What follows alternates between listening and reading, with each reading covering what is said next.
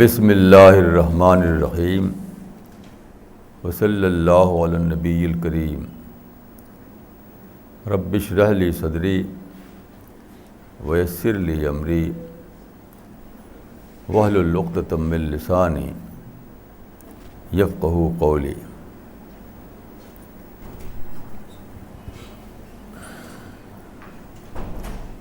آج جو بات مجھے کرنا ہے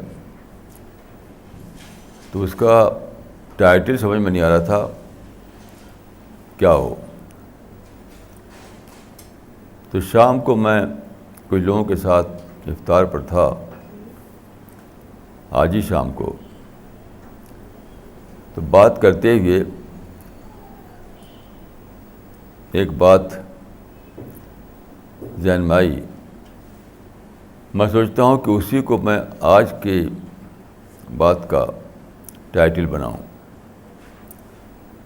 وہ یہ ہے کہ how to become the second best of the universe. How to become the second best of the universe.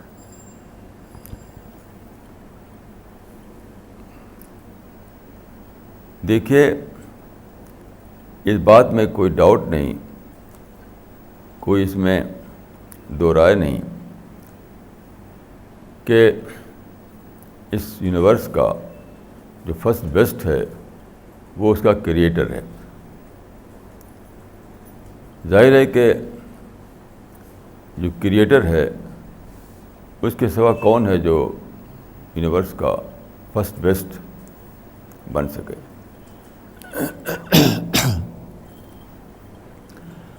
اب سوال یہ ہے کہ سیکنڈ بیسٹ کون ہو سکتا ہے؟ میں سمجھتا ہوں کہ سیکنڈ بیسٹ وہ ہے جو کریٹر کو اکنالج کرے، جو کریٹر کو ڈسکور کرے۔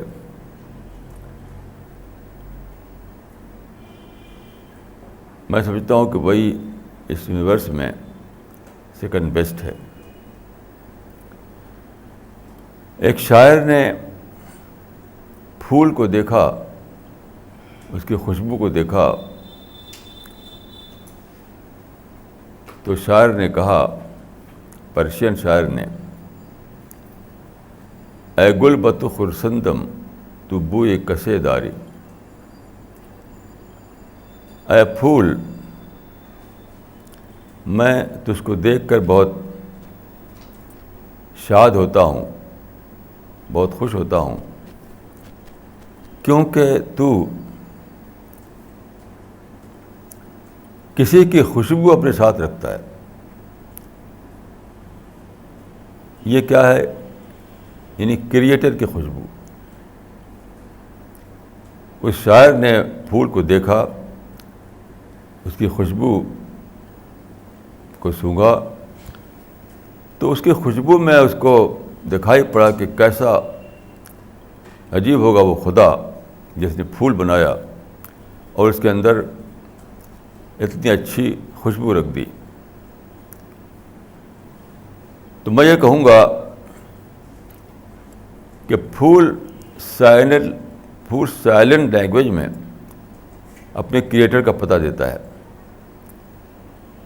انسان کے اندر یہ کیپیسٹی ہے کہ وہ اسپیکنگ لینگویج میں خدا کو اکنالج کر سکے۔ مثلاً آپ کہیں کہ God is the great, glory be to God. یہ سینٹینس صرف انسان بول سکتا ہے۔ یعنی میں سمپلی لپسٹک کی بات، میں لپ سروس کی بات نہیں کر رہا ہوں، میں اس سینٹینس کی بات کر رہا ہوں جو خدا کی ڈسکوری کے بعد اس طرح نکلتی ہے جیسے گریس گریک فلاسفر کی زبان سے نکلا تھا، یوریکا یوریکا. تو یہ صرف انسان ہے جس کے اندر تھنکنگ پاور ہے، کنسیپچول تھنکنگ ہے، جو کسی چیز کو انٹلیکچولی ڈسکور کر سکتا ہے. کوئی ماؤنٹین، کوئی موشن، کوئی ماؤنٹین، کوئی اوشن، کوئی اینیمل، کوئی اسٹارس، کوئی گیلیکسی، سارا یونیورس اپنی ساری واسٹنس کے باوجود اس کے اندر یہ طاقت نہیں ہے کہ وہ خدا کو ڈسکور کرے اور پھر اس کی گلوری کو بیان کرے. یہ صرف انسان ہے. جیسا کہ اس سے پہلے میں نے ایک قول آپ کو سنایا تھا کہ خدا نے کہا کنت کنزا مخفیہ فعرضت ان اعرف فخلقت الخلق. یہ غالباً پیغمبر کا قول نہیں ہے، لیکن وہ کسی عارف کا قول ہے.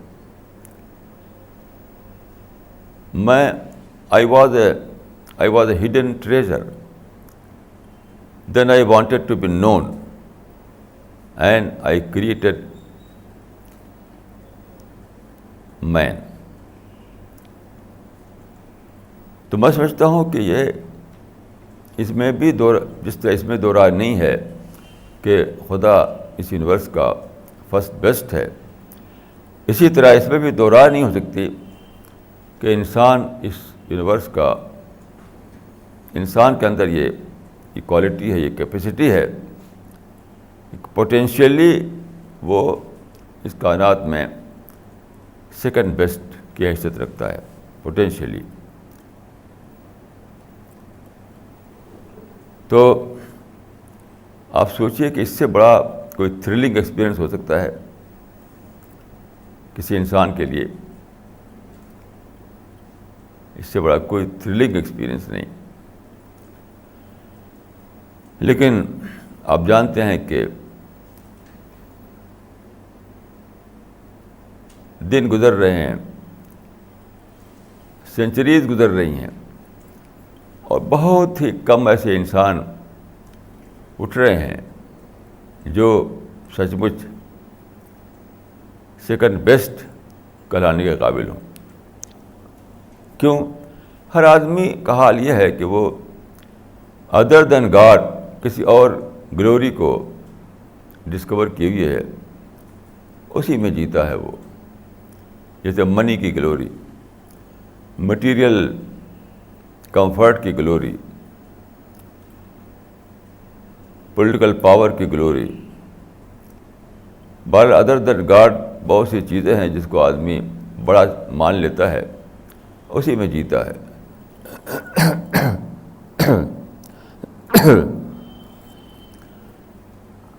اور یہ سیٹ خالی پڑی ہوئی ہے. حقیقی معنوں میں سیکنڈ بیسٹ کی جو سیٹ ہے وہ خالی پڑی ہوئی ہے. اس زمانے میں آپ جانتے ہیں ایک فلاسفی نکلی ہے جس کو کہتے ہیں ہیومنزم. ہیومنزم کا مطلب ہوتا ہے transfer of set from God to man. Transfer of set from God to man. ظاہر ہے کہ ایک بالکل فولش بات ہے. انسان گاڈ کی سیٹ پر نہیں بیٹھ سکتا. جس سیٹ پر بیٹھنا اس کے لیے پاسبل تھا اس پر نہیں بیٹھ کر کے وہ خود گاڑی کے سیٹ پر بیٹھنے کا پلان بنا لیا اس نے. اسی قسم کے ایک فلاسفر کی بک ہے جس کا نام ہے مین اسٹینڈس الون. یہ سب بالکل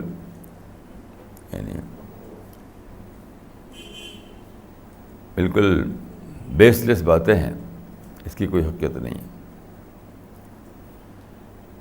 تو بہرحال میں یہ کہوں گا کہ ہم میں سے کوئی شخص اگر ایسپائر کرنا چاہتا ہے کسی بڑی چیز کی، کوئی تمنا اپنے دل میں پالنا چاہتا ہے کسی بڑی چیز کی، تو میں سمجھتا ہوں کہ اس سے بڑی کوئی تمنا نہیں ہو سکتی، اس سے بڑا کوئی ایسپریشن نہیں ہو سکتا کہ وہ ایسپائر کرے کہ میں یونیورس کا سیکنڈ بیسٹ بنوں گا، یعنی خدا کو اکنالج کرنے والا، خدا کو ڈسکور کرنے والا، خدا کو ریئلائز کرنے والا، خدا کی بڑائی کو ماننے والا، خدا کے آگے سرنڈر کرنے والا وہ انسان۔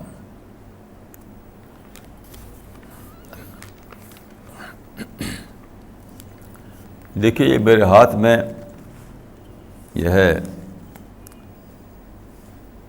انگلش ڈیلی دا ہندو،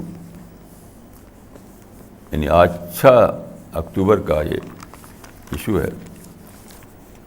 تو اس میں ایک رپورٹ چھپی ہے جس کا کیپشن یہ ہے کہ قرآن ٹاپس گوگل بک سرچ۔ یہ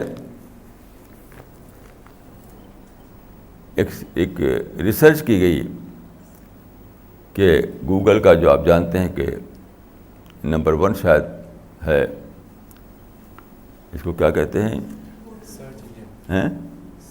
سرچ انجن، شاید نمبر 1 سرچ انجن ہے گوگل۔ تو انہوں نے اس پر سروے کروایا تو معلوم ہوا کہ ان کا جو کہتے ہیں آن لائن ریڈنگ، اس کو آن لائن ریڈنگ کہتے ہیں جی، آن لائن ریڈنگ، ہاں۔ تو آن لائن ریڈنگ جو کرتے ہیں جو لوگ اس پر، تو سب سے زیادہ ٹاپ پر ہے جو بک جس کو زیادہ وہ پڑھتے ہیں انٹرنیٹ پر، وہ ہے قرآن۔ یہ آج کے پیپر میں یہ چھپا ہے سب سے زیادہ۔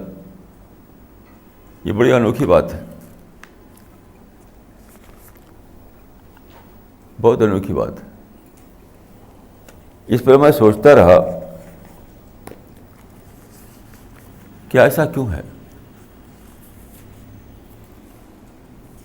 ایسا کیوں ہے؟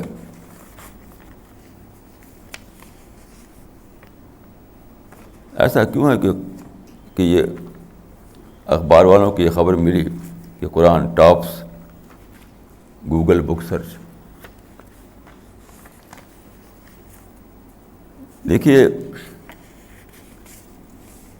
کل ہی ایک پیپر، کل ہی غالباً ٹائمس آف انڈیا میں کل یا پرسوں ایک آرٹیکل آیا تھا، اسلام ہائی جیکڈ۔ اس میں قرآن کے بارے میں ایسی بالکل ایبسرڈ باتیں لکھی ہوئی تھیں۔ تو ایک طرف قرآن کے بارے میں فالس پروپیگنڈا ہے، دوسری طرف قرآن ٹاپ پر پہنچا ہوا ہے۔ یہ سوچنے کی بات ہے۔ مثلاً اس میں لکھا تھا قرآن کے بارے میں کہ قرآن پروفٹ کے ڈیتھ کے 13 سال بعد کمپائل کیا گیا۔ یہ بلا شبہ ایک بیس لیس بات ہے۔ یہ ایسا آدمی کہہ سکتا ہے جو ایجوکیٹڈ آدمی نہ ہو۔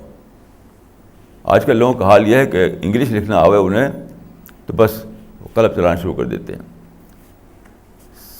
سائنس کے سبجیکٹ پر کوئی اس طرح کا آرٹیکل نہیں لکھے گا، لیکن مذہب کے سبجیکٹ پر ہر آدمی اس طرح کا آرٹیکل لکھنے کو تیار رہتا ہے۔ لیکن اس میں غلطی کیا ہے کہ اس رائٹر نے یعنی ہی فیل ٹو ڈفرینشیٹ بٹوین 2 things، یعنی کمپائلیشن اور کاپینگ۔ ایک ہے قرآن کو کمپائل کرنا اور ایک ہے قرآن کی کاپی بنانا، اس کا یعنی نقل کرنا۔ تو دیکھیں جو اس کی جو ہسٹری ہے وہ بتاتی ہے کہ قرآن اترا 23 ایئرس میں پیریڈیکل وے میں،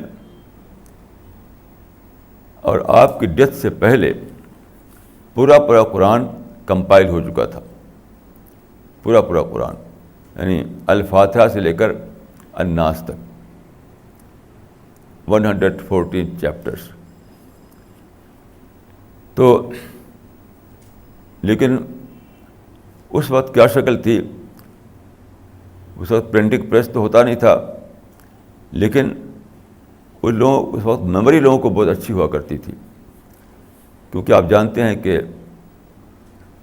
جو فیکلٹی زیادہ استعمال میں ہو وہ فیکلٹی بہت اسٹرانگ ہو جاتی ہے. تو پچھلے زمانے میں لوگ زیادہ تر میموری سے کام کیا کرتے تھے، تو بہت آسانی سے وہ لوگ یاد کر لیتے تھے. تو اس زمانے میں قرآن جو ہے ہزاروں ہزار لوگوں کے مائنڈ میں رہتا تھا، بہت ایزیلی وہ یاد کر لیتے تھے. اور فریگمنٹری وے میں لکھا ہوا بھی رہتا تھا سب کے ساتھ، سب کے پاس. یعنی پورا قرآن یعنی ایک بائنڈنگ میں تو نہیں ہوتا تھا پرافٹ کے زمانے میں، لیکن فریگمنٹری وے میں سارا قرآن کچھ ان کے پاس، کچھ ان کے پاس، کچھ ان کے پاس موجود رہتا تھا، لکھتے تھے لوگ. تو پرافٹ کی جب ڈیتھ ہوئی جس سال، اس سال اینجل جبریل جو ریویلیشن جو لایا کرتے تھے وہ آپ کے پاس 2 بار آئے. اس کو کہتے ہیں عربی کتابوں میں عرض اخیرہ اور عرض اولا.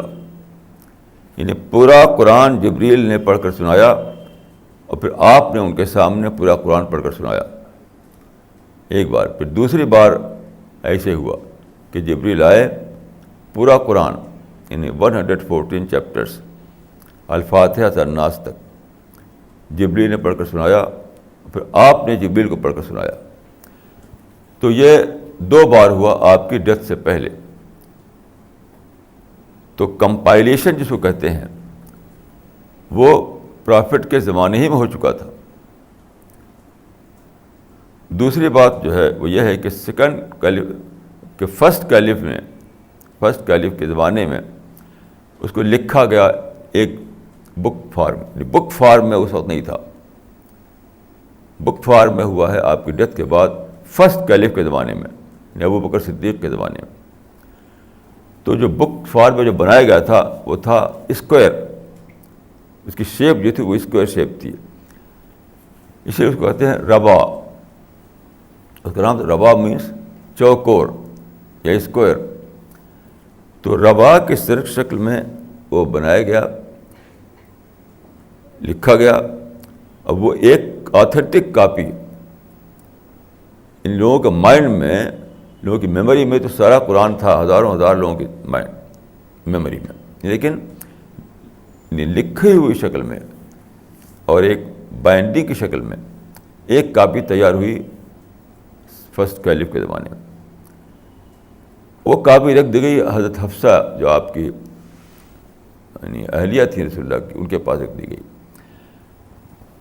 تو تیسرے کیلف جو عثمان جن کا نام ہے، ان کے زمانے میں یہ ہوا کہ آپ نے حضرت حفصہ سے وہ سنگل کاپی جو تھی وہ منگوائی اور سرکاری اہتمام میں اس کی بہت سی کاپی تیار کی گئی، بہت سی کاپی، اور پھر اس کو بائنڈنگ کی گئی. یہ جو کاپیز تھیں ان کو کیونکہ اس وقت اسلام کا یعنی بہت دور تک پھیل چکا تھا اسلام کا ایریا، تو ہر جگہ جو بڑی بڑی مسجدیں تھیں وہاں پر رکھوا دیا گیا کہ اس کو لوگ پڑھیں، اس سے کاپی کریں، یہ آتھینٹک کاپی ہے. تو اترا قرآن 23 سال میں اور پرافٹ کے زمانے ہی میں وہ کمپائل ہو چکا تھا. حضرت ابوبکر نے جو فرسٹ کیلف تھے انہوں نے اس کی کاپی تیار کی بائنڈنگ کی صورت میں، اور تھرڈ کیلف جو تھے انہوں نے اس کاپی سے کاپی بنوائی. بس یہ ہے قصہ. اب انہوں نے لکھ دیا کہ 13 سال بعد کمپائل کیا گیا. یہ بالکل بیس لیس بات ہے. تو دیکھیے اکثر لوگ یہ سمجھتے ہیں کہ قرآن آج کل جو بہت پڑھا جا رہا ہے دنیا بھر میں، تو اس کی وجہ ہے کہ جو ملیٹنسی ہو رہی ہے قرآن کے نام پر. اس کی وجہ سے قرآن نیوز میں آ گیا ہے, اس لیے قرآن پڑھا جا رہا ہے. لیکن یہ بات پارشیلی ٹھیک ہو سکتی ہے, پارشیلی, اس سے زیادہ نہیں. زیادہ بڑی وجہ دوسری ہے. وہ کیا؟ سائنٹیفک ایرا جو آیا ہے, سائنٹیفک ایج جو آیا ہے, یہ اس کا فنامنا ہے, یہ اس کا فنامنا ہے. یعنی سائنٹیفک, آپ جانتے ہیں کہ سائنٹیفک زمانہ جو آیا ہے اس میں ہر چیز کو ریوائز کیا گیا, ہر چیز کی پھر سے پڑھا گیا, ہر چیز کو پھر سے اسکروٹنی کی گئی. تو بہت سی باتیں جو پہلے زمانے میں لوگوں نے اپنا لی تھیں, پتہ چلا کہ وہ تو سپرسٹیشن تھا, وہ تو میتھالوجی تھی, وہ تو ہسٹری نہیں تھی. یہ سب سائنس کے زمانے میں کلیئر ہو گیا. اب یہ پتہ چلا کہ دوسرے جتنے بھی ریلیجن ہیں, with only exception of the Quran, سب کے سب پریزرو حالت میں نہیں ہیں. یعنی اوریجنلی ان کا جو تھا, جو اوریجنل فارم تھا ان کا, وہ آج موجود نہیں ہے. ڈسٹارٹڈ فارم ہے ان کا جو آج موجود ہے. تو قرآن اسی حالت میں پریزرو ہے. تو یہ اس چیز نے لوگوں کو ادھر ان کا دھیان پڑا ہے کہ آخر قرآن میں کیا بات ایسی ہے کہ وہ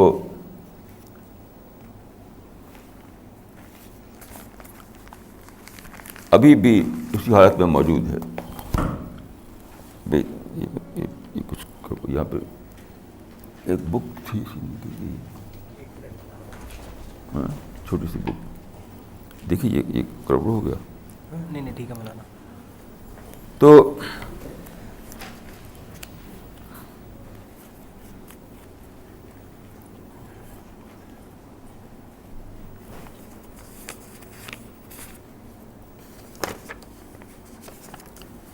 اب دیکھیے کہ ایک مثال میں دیتا ہوں اس کی, جو میں نے کہا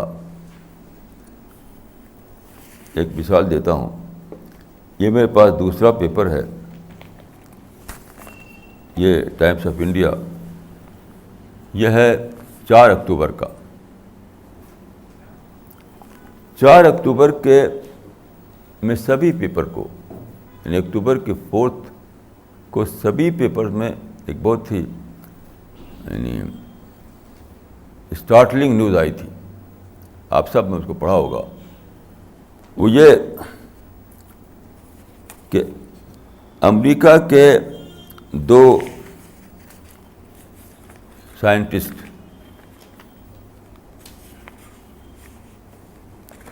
کو نوبل پرائز دیا گیا ہے 2006 کا فزکس میں.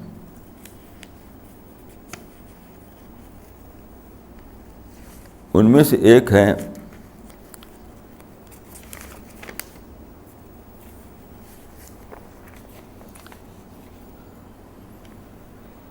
جارج میتھر اور دوسرے ہیں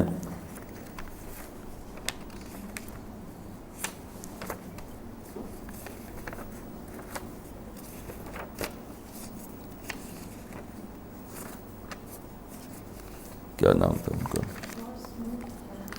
ہاں جارج اسموتھ اور دوسرے جان میتھر.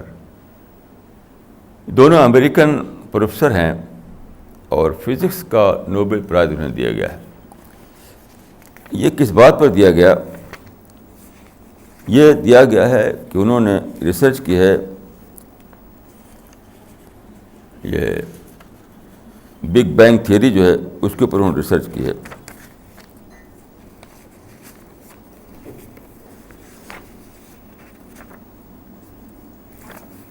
آپ کو معلوم ہوگا کہ 1989 میں ایک بھیجا گیا تھا اسپیس میں ایک راکٹ امریکہ نے بھیجا تھا، وہ اسی کے لیے بھیجا گیا تھا، کیونکہ جو ڈسکوری ہوئی تھی کہ بگ بینگ جو ہوا، جب یونیورس شروع ہوئی، اس بگ بینگ کے ریڈیشن ابھی بھی موجود ہیں، یعنی اوپر اسپیس کے اوپر کے حصے میں.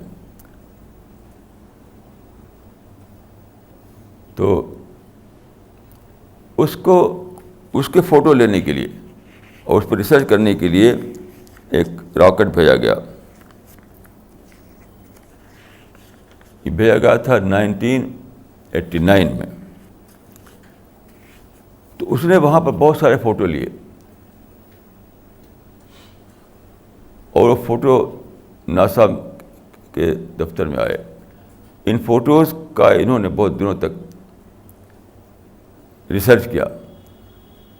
ریسرچ کرنے کے بعد انہوں نے کچھ ایسی باتیں دریافت کی جس سے بگ بینگ تھیوری پر ایک نئی لائٹ پڑتی تھی، یعنی زیادہ اسٹرانگ سپورٹ ملی کہ بگ بینگ کا واقعہ ہوا ہے.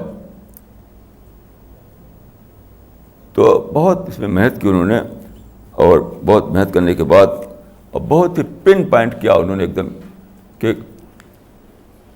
بگ بینگ کا جو ہوا ایکسپلوژن وہ کب ہوا، تو 15 بلین ایئرس پہلے ہوا.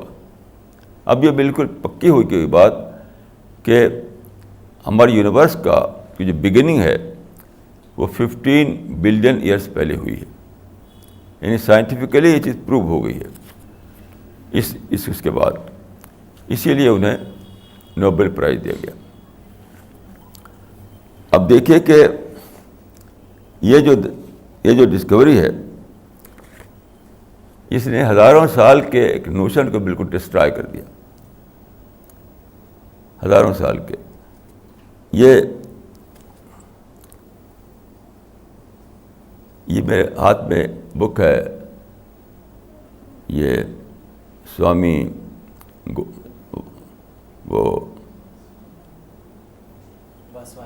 واسوانی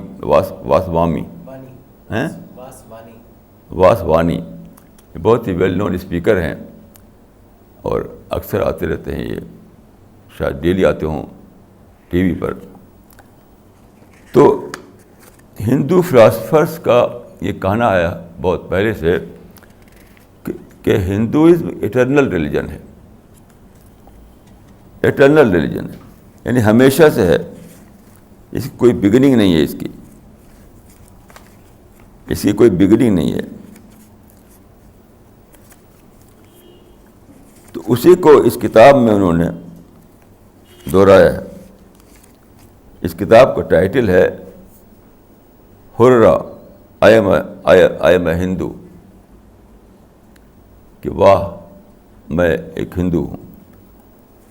تو اس میں انہوں نے یہ لکھا ہے، مطلب اسی بات کو دہرایا ہے جو سارے ہندو فلاسفرس مانتے ہیں. تو اس میں انہوں نے لکھا ہے کہ Hinduism has existed eternally without a founder. Hinduism has existed eternally without a founder. تو ہندوازم کا کوئی فاؤنڈر نہیں ہے، اور ایٹرنیٹی سے وہ ہے، ہمیشہ سے ہے وہ. اب آپ دیکھیے کہ جب سائنس نے یہ پروو کر دیا کہ ہمیشہ سے تو یہ یونیورس ہے ہی نہیں، یہ دنیا ہے ہی نہیں ہمیشہ سے، یہ صرف 15 بلین سال سے ہے. اور تب تو بالکل آگ تھی. تب تو یہاں کوئی انسان نہیں ہو سکتا تھا، کوئی بک نہیں ہو سکتی تھی. بہت دنوں کے بعد جب ٹھنڈی ہوئی اور یہ زمین پر لائف سپورٹ سسٹم آیا، تب انسان شروع ہوا. تو بہت زیادہ کم ہو جاتا ہے. تو بہرحال 15 بلین سال پہلے اس دنیا کا وجود ہی نہیں تھا. جب وجود ہی نہیں تھا تو کہاں سے ہندوازم وہاں تک موجود ہوتا؟ جب دنیا کا وجود نہیں ہے تو اس میں ہندوازم کہاں سے موجود رہتا؟ کہاں رہتا؟ وہ کوئی انسان نہیں تھا، کچھ بھی نہیں تھا. اب یہ ڈسکارڈ ہو گیا، یہ کانسیپٹ ڈسکارڈ ہو گیا کہ کوئی ایسی فلاسفی ہے یا کوئی ایسا ریلیجن ہے جو ایٹرنلی چلا جا رہا ہے یہاں پر، کیونکہ ایٹرنیٹی تو خود دنیا میں نہیں ہے تو وہ کہاں سے رہے گا؟ یہ فرق ہے. دیکھیے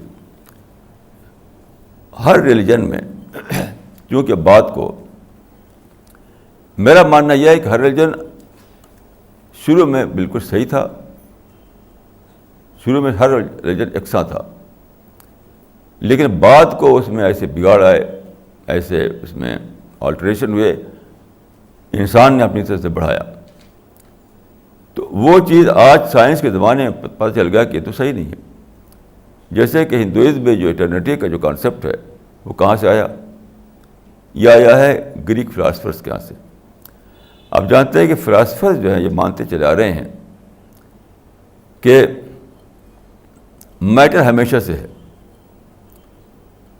میٹر کی ایٹرنیٹی کو مانتے چلے آ رہے ہیں. وہ جس کو ہم اپنی کتابوں پڑھتے تھے کہ مادہ قدیم ہے، لیکن اب یہ پتہ چلا کہ 15 بلین سال سے پہلے تو کچھ تھا ہی نہیں، اس کے بعد سے یہ شروع ہوا ہے یہ دنیا کا ہنگامہ. تو یہ فلاسفی جو انسانی مائنڈ کا پروڈکشن تھا، انسان نے سوچ سوچ کر کے ایک فلاسفی بنائی، اس کو بیس کر کے، اس کو لے کر کے مذہب میں انہوں نے اس کی تھیولوجی بنا لی. تو یہ تھیولوجی فلاسفی پر بیس کرتی تھی جو مین میڈ تھی.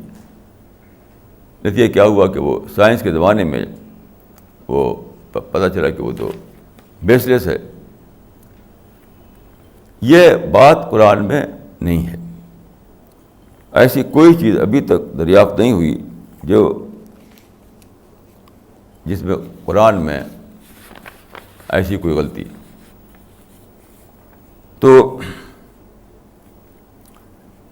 میں یہاں پر یہ کہوں گا کہ ساری دنیا میں جو قرآن کی اسٹڈی بڑھ رہی ہے، ہم خود ہمارے جو بک اسٹال رکھے آتے ہیں ادھر ادھر، جہاں بھی ابھی دلی میں رکھا گیا تھا اور ادھر ادھر برابر رکھے آتے ہیں بک اسٹال، ہر جگہ کی رپورٹ یہ ہے کہ سب سے زیادہ لوگ قرآن آ کر لے آتے ہیں، سب سے زیادہ.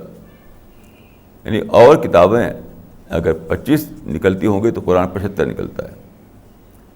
ہر جگہ کا تجربہ یہی ہے، لوگ قرآن چاہتے قرآن چاہتے قرآن چاہتے.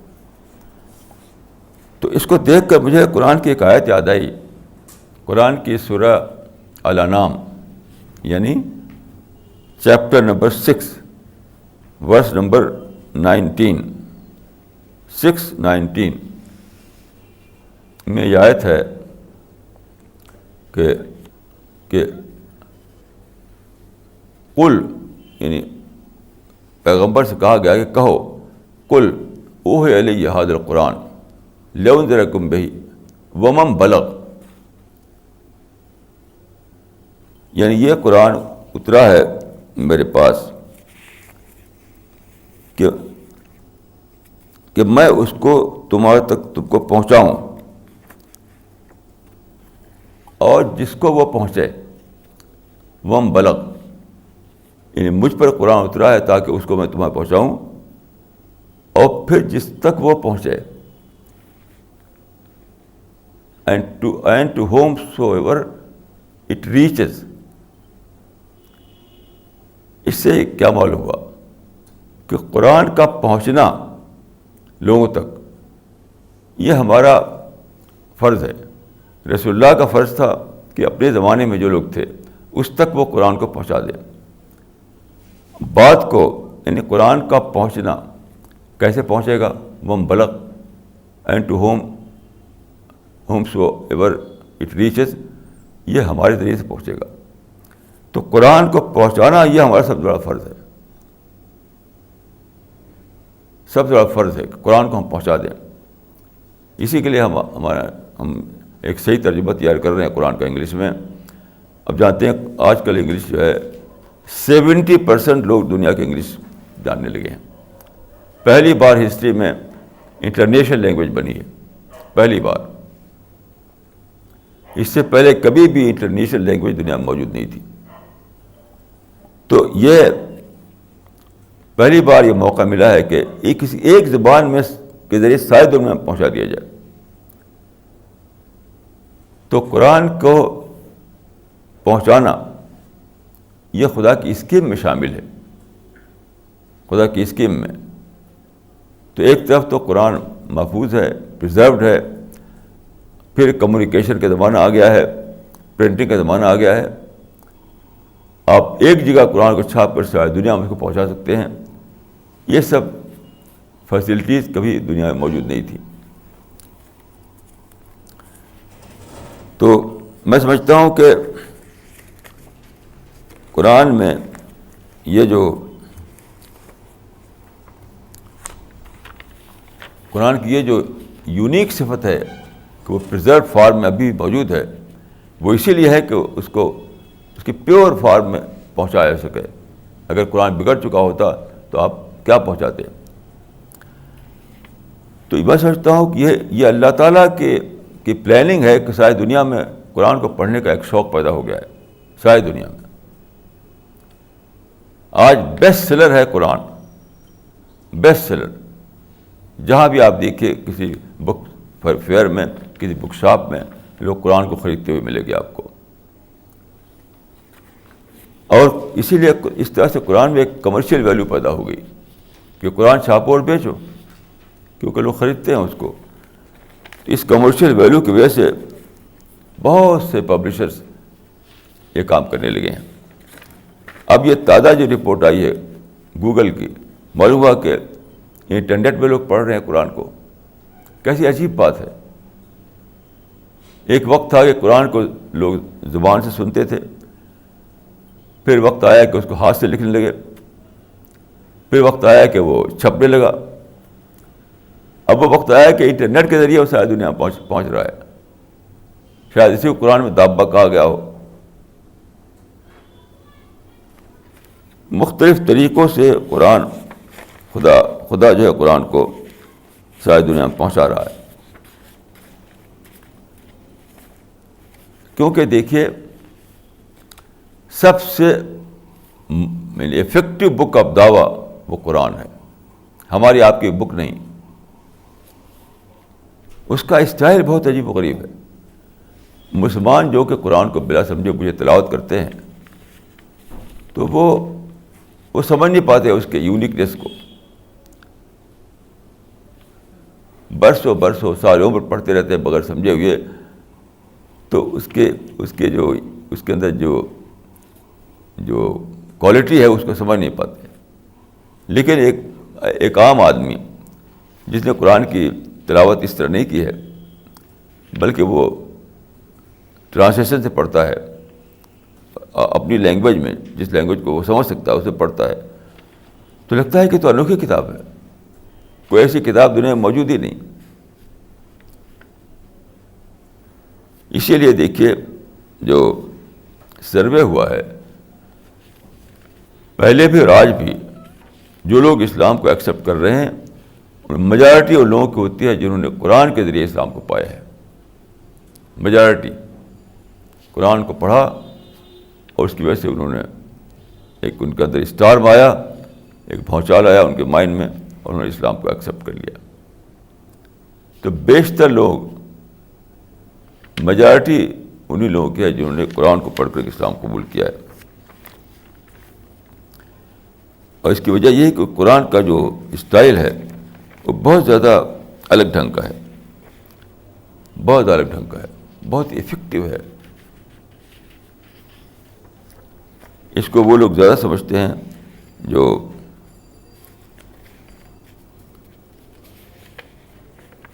قرآن کو یعنی پہلی بار پڑھتے ہیں, جو قرآن کو پہلی بار پڑھتے ہیں. اب اس زمانے میں جب کہ سائنسی ریسرچز جو ہوئی ہیں, سائنٹیفک ڈسکوریز جو ہوئی ہیں, وہ قرآن کی سچائی کو یعنی ری اسٹیبلش کر رہی ہیں، قرآن کی سچائی کو ری اسٹیبلش کر رہی ہیں. ان میں سے ایک مثال یہ میں نے دی آپ کو بگ بینگ تھیوری کی. یعنی قرآن جب کتنے پہلے اترا، 1400 سال پہلے، اس وقت قرآن میں 2 آیتیں اسی مفہوم کی موجود ہیں. 2 آیتیں. بگ بینگ تھیوری تو ابھی یعنی بہت جلدی ڈسکور ہوئی ہے. تو 1400 سال پہلے قرآن میں 2 آیتیں موجود تھیں اسی مضمون کی. ایک یہ ہے کہ ان السماوات والارض کانتا رتقا ففتقناہما، کہ زمین و آسمان یعنی پورا جو ماس ہے یونیورس کا وہ سب اس طرح سے تھا. اس کو رت کہتے ہیں کہ ملا، آپس میں جڑا ہوا، ملا ہوا. پھر ہم اس کو کھول دیا، پھر ایسے کر دیا. یہ ٹھیک وہی چیز ہے جس کو ہم کہتے ہیں وہ بگ بینگ. کیونکہ بگ بینگ تھیوری یہ کہتی ہے کہ ایک بال تھا، ایک کاسمک بال، سارے پارٹیکل پورے یونیورس کے اس میں اکٹھا تھے. پھر اس میں ایک ایکسپلوژن ہوا اور وہ پارٹیکل پھیل گئے تو اسی سے اسٹار بنے، اسی گلیکسی بنی، اسی سے پلانٹ بنا، اسی سے زمین بنی، اسی سے سب چیز بنی. ایگزیکٹلی وہی مفہوم. تو اتنے دنوں کے بعد جب انسان پڑھتا ہے اس کو کہ جو چیز ہم نے آج اتنے سارے ریسرچ کے بعد جانی ہے، اس کو 1400 سال پہلے قرآن میں لکھ دیا گیا تھا، تو وہ حیران ہو جاتا ہے. اور یہ اس کا دل یہ ماننے پر مجبور ہوتا ہے کہ قرآن جو ہے بک آف گاڈ ہے.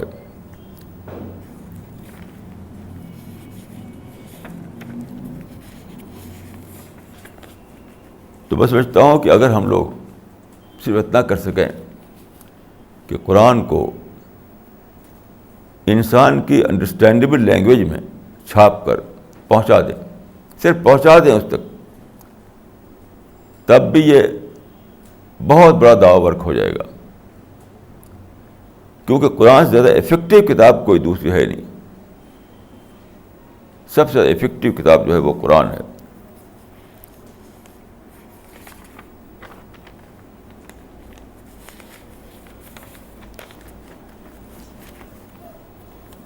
یہ کتنا آسان اللہ تعالیٰ نے کر دیا ہمارے لیے یہ کام کہ سارے سادھن اکٹھا ہو گئے.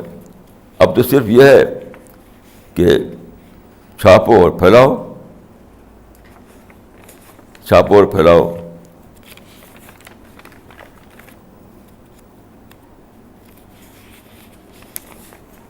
میں خود بھی کئی ایسے لوگوں سے ملا ہوں ڈفرینٹ کنٹریز میں، یعنی نان مسلم سے.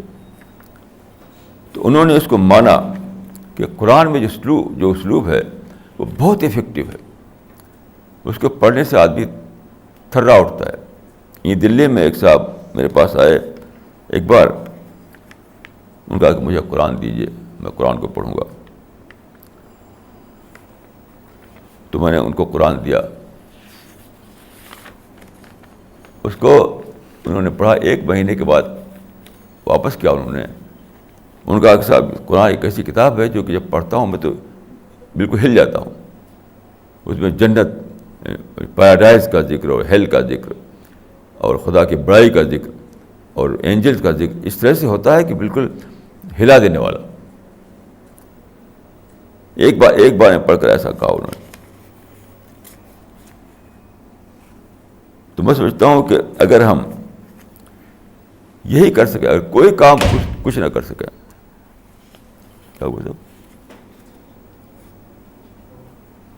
کچھ گڑبڑ ہو گیا؟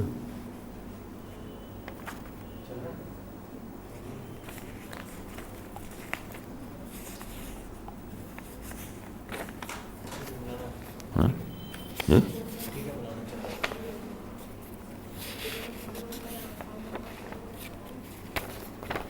ٹھیک ہو گیا.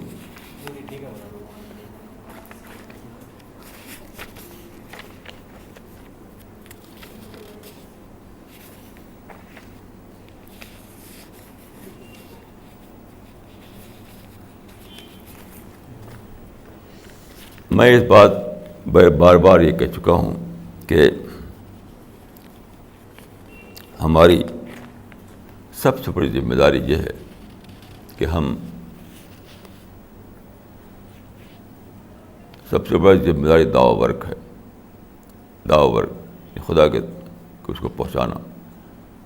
اور کتنا اللہ تعالیٰ نے ہمارے لیے مسئلہ آسان کر دیا ہے کہ سارے دوسرے جو رائیول فلاسفی ہو سکتی تھیں, ریلیجس فلاسفی, وہ سب ڈسکارڈ ہو گئیں. وہ سب ڈسکارڈ ہو گئی. اب دیکھیں کہ میں بدھزم کو لیجیے. بدھزم کی فلاسفی یہ ہے کہ بدھا نے دیکھا کہ لوگ غریب ہیں, امیر ہیں, کوئی مشکل میں ہے, کوئی آسانی میں ہے, تو انہوں نے کیا سمجھا کہ انہوں نے کرما کی فلاسفی بنائی کہ پچھلے کرم میں جنہوں نے اچھا کیا تو وہ امیر ہیں, اور جو برا کیا تو وہ غریب ہیں. یعنی یہ سب جو ہے, کوئی مشکل میں ہے, کوئی آسانی میں ہے, کوئی امیری ہے, کوئی غریبی میں ہے, یہ پچھلے کرموں کا نتیجہ ہے. تو میں نے جب پڑھا آرنلڈ ٹائنبی کی کتاب اسٹڈی آف ہسٹری, تو اس کا سبجیکٹ بدھزم تو نہیں ہے. اس کو پڑھ کر میں نے سمجھا, یہ بات سمجھ میں آئی کہ بدھا نے ایک فنامنا کو غلط معنی میں لے لیا. یہ جو فنامنا ہے کہ کچھ ہیوز ہیں, کچھ ہیو ناٹس ہیں, یہ فنامنا جو ہے پچھلے کرم کی وجہ سے نہیں ہے.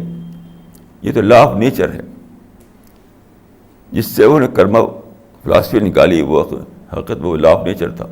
یعنی نیچر جو ہے وہ کمپٹیشن کو پسند کرتی ہے, چیلنج کو پسند کرتی ہے. کیونکہ اگر زندگی میں چیلنج نہ ہو, زندگی میں چیلنجز نہ ہوں, زندگی میں کمپٹیشن نہ ہو, تو ایک دم وہ ہو جائے گا, جمود آ جائے گا, اسٹیگنیشن آ جائے گا. تو یہ جو چیز تھی لا آف نیچر کے ریفرنس میں پڑھنے کی, اس کو پڑھ لیا انہوں نے کرما فلاسفی کے ریفرنس میں. اس وجہ سے کچھ مطلب نکال لیا. تو گیا کہ یہ پوری کتاب اس کی رد ہے.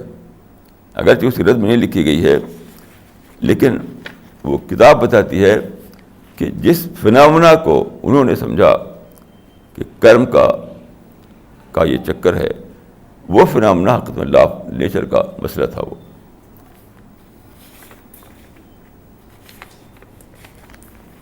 تو اس طرح کی چیزیں جو اس زمانے میں ہوئی ہیں کہ جو دین قرآن میں پیش کیا گیا ہے وہ ری اسٹیبلش ہو گیا ہے. تو آج کا انسان کے لیے وہ دوبارہ قابل فہم ہو گیا ہے. اب میں ایک بات آپ سے عرض کروں گا معرفت کو لے کر کے, یعنی ریئلائزیشن آف گاڈ.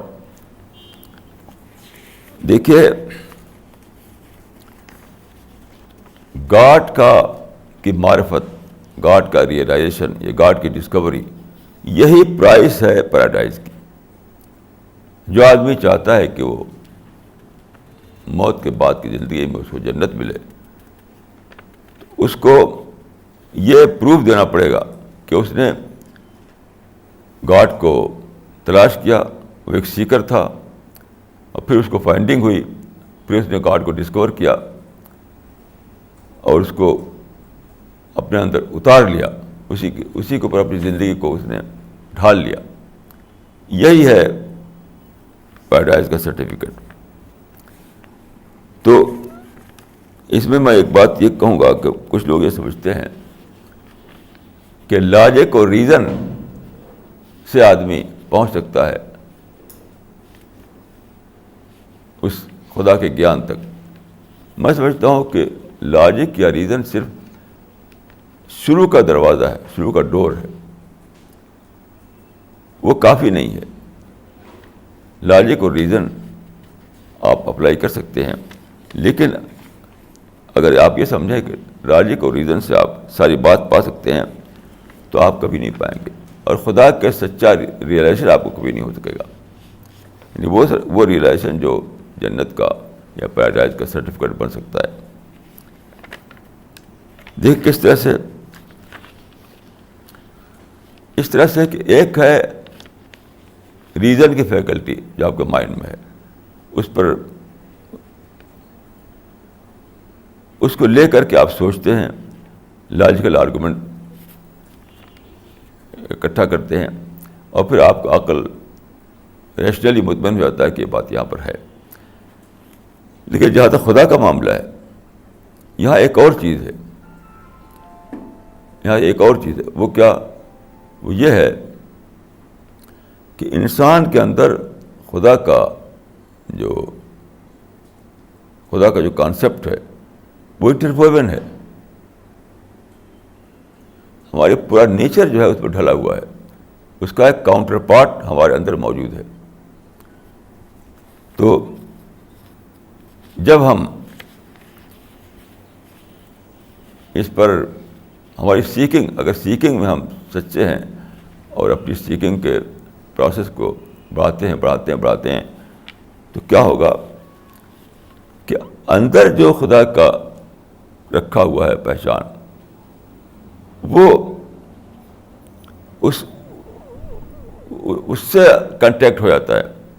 یعنی پہلے آپ کی ریزن جو ہے وہ سیٹسفائی کرتی ہے آپ کو کہ خدا ہے، پھر آپ کے سول میں، آپ کے اندر جو خدا کی معرفت رکھی ہوئی ہے، جو خدا کی پہچان رکھی ہوئی ہے، اس کی سطح پر آپ کا خدا سے کنٹیکٹ ہو جاتا ہے. تو اصل معرفت وہی ہے. جب تک اندر جو آپ کا گیان ہے اس سے کنٹیکٹ نہ ہو جائے خدا کا، تب تک سچ معنی میں خدا کو آپ نے پایا نہیں. یہ کیسے ہوتا ہے؟ اس طرح ہوتا ہے کہ آپ ریزن سے تلاش کرتے کرتے، لاجک سے تلاش کرتے کرتے ایک مقام وہ آتا ہے جب کہ وہ آپ کی ڈسکوری کرسپونڈ کر جاتی ہے اس سے جو مائنڈ میں آپ کے پہلے سے. یعنی آبجیکٹو مطالعہ، آبجیکٹو اسٹڈی سے ایک چیز آپ ڈسکور کرتے ہیں، اور پھر ہوتے ہوتے وہ نوبت آتی ہے کہ آپ کا جو اندر کا مائنڈ ہے اس سے کرسپونڈ کر جاتا ہے. اسی وقت آپ کا کنٹیکٹ خدا سے بنتا ہے. اس کے بغیر خدا سے کنٹیکٹ نہیں بنتا آپ کا. یہاں میں یہ عرض کروں گا کہ اسپریچول ڈیولپمنٹ کے لیے خدا نے دنیا میں وہ رکھ دیے ہیں، یعنی ماڈل رکھ دیے ہیں، ماڈل رکھ دیے ہیں بتانے کے لیے کہ اسپریچول ڈیولپمنٹ آپ کیسے کریں. اس کے لیے دنیا میں مثالیں رکھ دی ہیں. وہ مثالیں آپ کو بتاتی ہیں کہ آپ کس طرح سے اپنے اسپریچول ڈیولپمنٹ کے پروسیس کو چلائیں.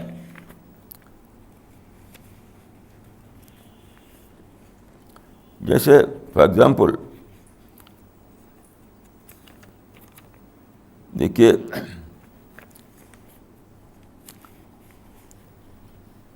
یعنی میں یہ کہوں گا کہ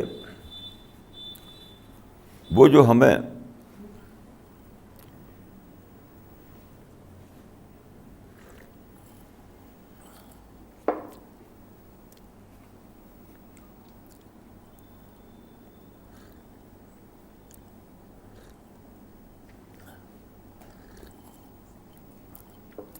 اس کو ہم اس طرح بھی کہہ سکتے ہیں کہ جو فائنڈنگ ہمیں ہونی ہے وہ اپنے نیچر اپنے نیچر میں وہ نان مٹیریل ہے. ایک نان مٹیریل فائنڈنگ ہونی ہے ہم کو، لیکن اس نان مٹیریل فائنڈنگ کا ایک مٹیریل ماڈل باہر رکھ دیا گیا ہے.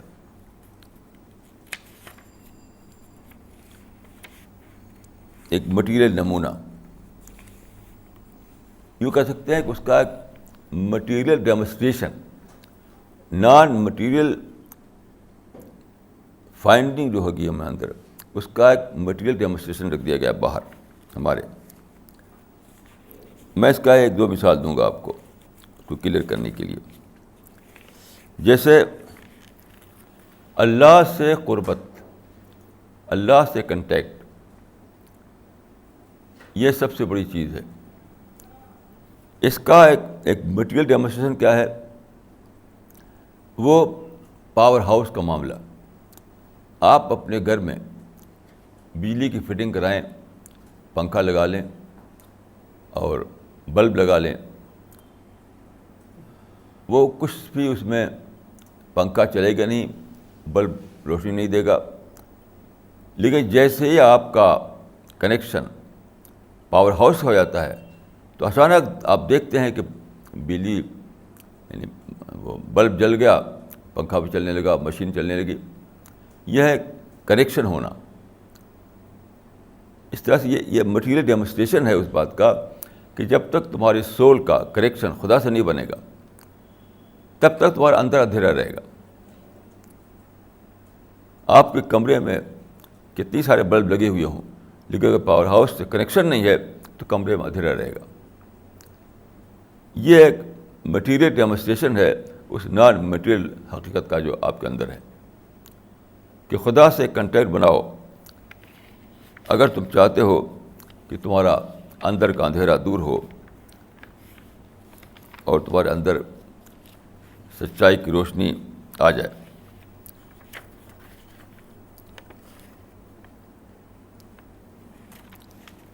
اس طرح سے دیکھیے، ایک اور مثال میں دوں.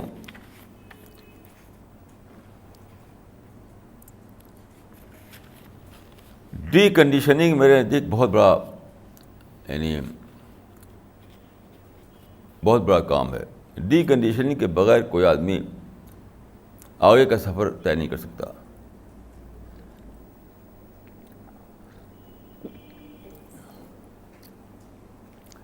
سچائی کا جو سفر ہمیں طے کرنا ہے وہ سفر، اس سفر کا جو اسٹارٹنگ پوائنٹ ہے وہ ڈی کنڈیشننگ ہے. اس کا اسٹارٹنگ پوائنٹ ڈی کنڈیشننگ ہے. تو ڈی کنڈیشننگ ایک نان مٹیریل پروسیس ہے جو آپ کے اندر چلتا ہے، نان مٹیریل پروسیس. لیکن اس کا ایک مٹیریل ڈیمونسٹریشن ہے. وہ کیا؟ انین، پیاز. پیاز یا انین جو ہے وہ ڈی کنڈیشننگ کا ایک مٹیریل ڈیمونسٹریشن ہے. آپ جانتے ہیں کہ پیاز یا انین کیا ہوتی ہے؟ اندر اس کے ایک چھوٹا سا کرنل ہوتا ہے، اس کے اوپر layer layer layer layer layer ہوتے ہیں. یہ معاملہ ڈی کنڈیشننگ کا ہے. لیکن کنڈیشننگ جو ہوئی ہماری بچپن سے، تو ہماری کنڈیشننگ جو ہوئی اس طرح سے ہوئی کہ وہ ہمارے مائنڈ پر لیئر چڑھ گئی، لیئر چڑھ گئی، لیئر چڑھ گئی. اب اگر ہم چاہتے ہیں کہ اپنے آپ کو لوٹائیں، نیچر کی طرف لے جائیں، کیونکہ سچائی کو پانے کے لیے ضروری ہے کہ ہم نیچر کی طرف لوٹیں، کنڈیشننگ سے اپنے کو نکالیں. تو اسی کا ایک میٹیریل ڈیمونسٹریشن جو ہے وہ پیاز ہے، انین ہے.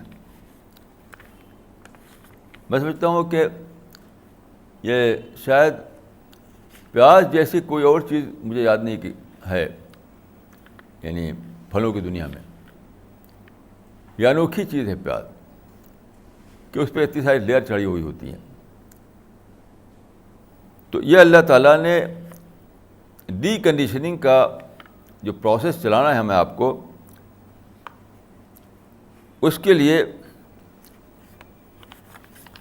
ایک باہر کی دنیا میں، دکھائی دینے والی دنیا میں ایک نمونہ رکھ دیا. اس طریقے سے دیکھیے، ہم کو خدا نے ایسی دنیا میں رکھا ہے جہاں ہر وقت نیگیٹو ایکسپیرئنس ہوتے ہیں، ہر وقت. تو نیگیٹو تھاٹ سے ہم بھر جاتے ہیں. اب دنیا میں کسی انسان کو بھی دیکھیے ایکس وائی زیڈ، کم از کم میں نے جو تجربہ کیا ہے، سب نیگیٹو تھاٹ سے بھرے ہوئے ہوتے ہیں. سب نیگیٹو تھاٹ بھرے ہوتے ہیں اندر. پازیٹیو تھاٹ میں جینے والا انسان تو مجھے اب تک کوئی ملا نہیں. یہاں بھی دیکھیے خدا یہ چاہتا ہے کہ آپ کیا کریں. تو اس کے خدا نے ایک ڈیمونسٹریشن دیا، مثال کے طور پر گائے کی شکل میں. گائے کیا کرتی ہے؟ گھاس کھاتی ہے اور دودھ دیتی ہے. یعنی گائے نام ہے اس انڈسٹری کا جو نان ملک کو لیتی ہے, انٹیک کرتی ہے, اور پھر اس کو ملک میں کنورٹ کر کے لوٹاتی ہے ہم کو.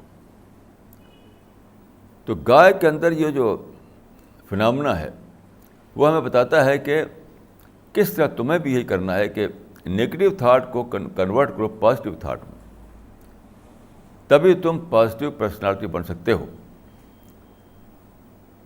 پازیٹیو پرسنالٹی بننے کے لیے یہ پاسبل نہیں کہ ہمارے پہاڑ پر چلے جائیں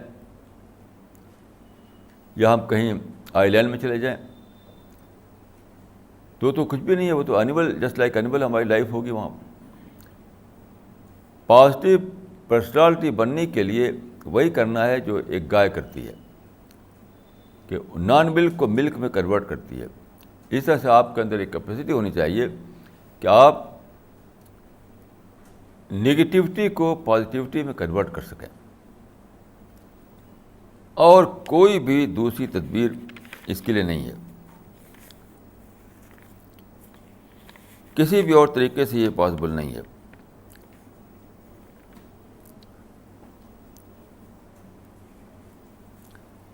اس طرح سے دیکھیے, میں نے ایک بات یہ پائی ہے اسکرپچرس کے مطالعے سے,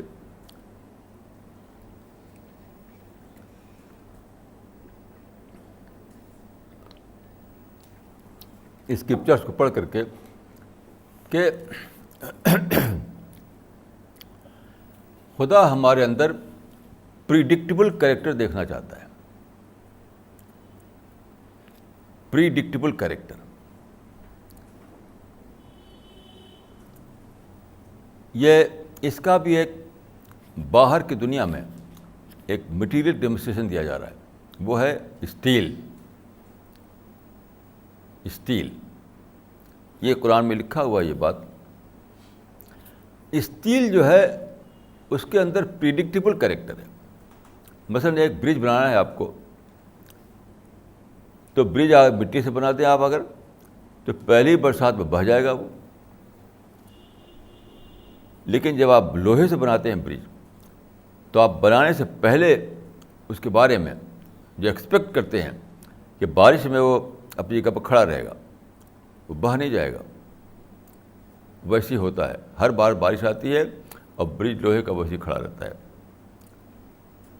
تو گیا کہ یہ جو خدا چاہتا ہے کہ آپ کے اندر پریڈکٹیبل کریکٹر ہو, اس کا ڈیمونسٹریشن دے رہا ہے وہ اسٹیل کی شکل میں, کہ جو آپ ایکسپیکٹ کیا اس سے آپ نے اسی پہ پورا اترا. وہ آپ نے چاہا کہ مضبوط برج بنائے وہ, تو وہ مضبوط برج بن گیا. آپ نے چاہا کہ بلڈنگ میں جب اس کو لوہے پہ کھڑی کرتے ہیں, تو آپ جانتے ہیں کہ سارا لوہے پہ ہوتی ہے, بڑی بڑی بلڈنگیں, اسکائی اسکرپچر جو ہے وہ لوہے پہ کھڑی جاتی ہیں.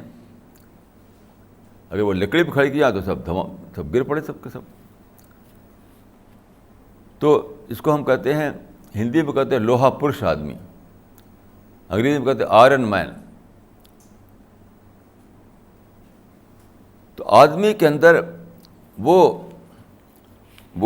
میچورٹی ہو, وہ اس کے اندر پختگی ہو کہ اس پر آپ بھروسہ کر سکیں. یعنی وہ مین آف ورڈ ہو, جو وہ کہے اس کو پورا کرے. جب ایک بات کا پلیج لے لے تو اس میں پیچھے نہ ہٹے. وہ یہ ہے آئرن کریکٹر. تو خدا نے اس کا آپ کو ایک نمونہ لوہے یا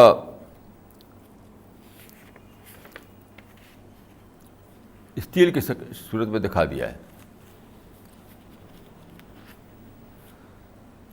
تو اس دنیا میں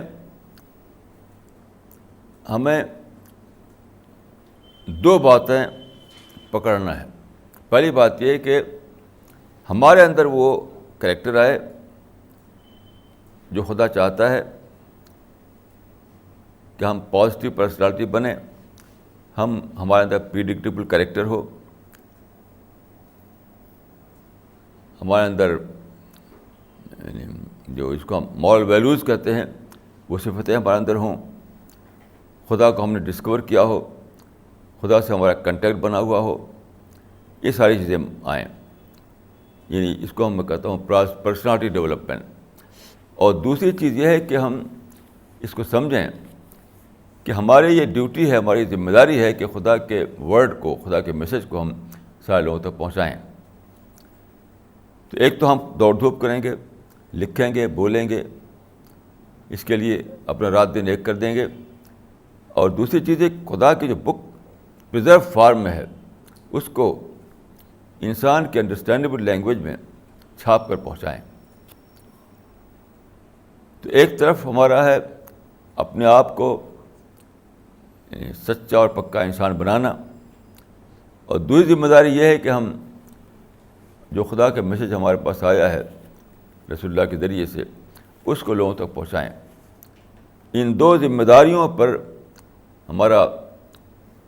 یہ ہماری جو ڈیوٹی اس دنیا میں ہے وہ یہ دو قسم کی ڈیوٹی ہے ہماری. ان دونوں میں سے کوئی ایک چیز بھی ابالش نہیں کر سکتی. دونوں میں کسی ایک کی دونوں کے میں سے کسی ایک کے بغیر بھی ہم سچے انسان نہیں کہہ سکتے. تو اپنے اعتبار سے ہمیں ٹرو بلیور بننا ہے اور دوسروں کے اعتبار سے ہمیں ٹرو دائی بننا ہے. اور ان دونوں چیزوں کے لیے ہمیں جس پہ بھروسہ کرنا ہے وہ دعا ہے. خدا سے دعا کے بغیر، خدا سے ہیلپ لیے بغیر کوئی کام بھی اس دنیا میں نہیں ہو سکتا. میری دعا ہے کہ اللہ تعالیٰ ہم کو اور آپ کو ایسا ہی بننے کی توفیق عطا فرمائے. اقول قولی ھذا واستغفر اللہ لی ولکم اجمعین.